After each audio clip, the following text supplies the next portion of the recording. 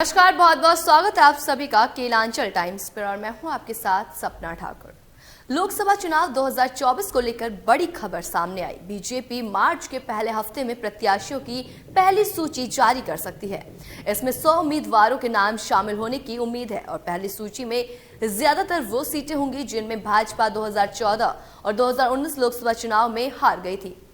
इनमें उत्तर प्रदेश की 14 लोकसभा सीटें भी शामिल हैं। बता दें कि पिछले लोकसभा चुनाव में बीजेपी के कई प्रत्याशी काफी कम वोटों से हार गए थे, तो कई उम्मीदवार दूसरे स्थान पर भी रह गए थे। ऐसे में ये सीटें बीजेपी के लिए प्राथमिकता पर हैं। भाजपा इन सीटों पर प्रत्याशियों की पहले घोषणा कर उन्हें जनता तक पहुंचाने के लिए पर्याप्त मौका देना चाहती है ताकि कोई कोर कसर न रहे। सूत्र बताते हैं कि भाजपा मार्च के पहले हफ्ते में लोकसभा चुनाव को लेकर अपनी पहली सूची जारी कर सकती है। भाजपा की पहली लिस्ट में करीब 100 उम्मीदवारों के नाम होने की भी बात कही जा रही है। उत्तर प्रदेश बीजेपी के लिए फोकस स्टेट है। इसके अलावा तमिलनाडु, केरल, आंध्र प्रदेश, तेलंगाना, कर्नाटक, पश्चिम बंगाल, पंजाब, जम्मू कश्मीर, ओडिशा और महाराष्ट्र की हारी हुई सीटें शामिल हैं। बीजेपी प्रत्याशी इन प्रदेशों की कई लोकसभा सीटों पर काफी कम अंतर से हारे थे और इसके अलावा कई सीटों पर वे दूसरे नंबर पर थे और जीत और हार में काफी अंतर रहा था। भाजपा लोकसभा चुनाव में पूरी शक्ति और क्षमता के साथ जा रही है।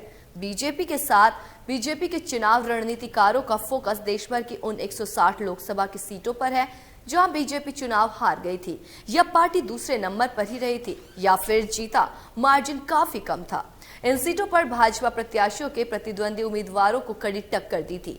सूत्र बताते हैं कि भाजपा ने लोकसभा की ऐसी करीब 160 सीट पहले से ही चयनित कर रखी है जिनमें या तो भाजपा जीत नहीं पाई या फिर बहुत कम मार्जिन से चुनाव जीती थी।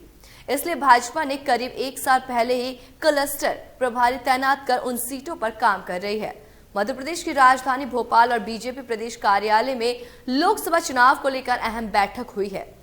इसमें मुख्यमंत्री डॉक्टर मोहन यादव, प्रदेश अध्यक्ष विष्णुदत्त शर्मा, प्रदेश लोकसभा प्रभारी डॉक्टर महेंद्र सिंह, सह प्रभारी सतीश उपाध्यक्ष और प्रदेश संगठन महामंत्री हितानंद बैठक में मौजूद रहे।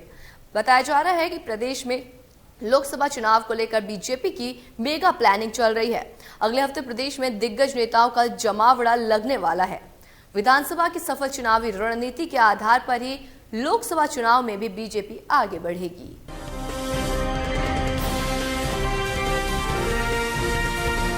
केलांचल टाइम्स, हर खबर पर हमारी नजर।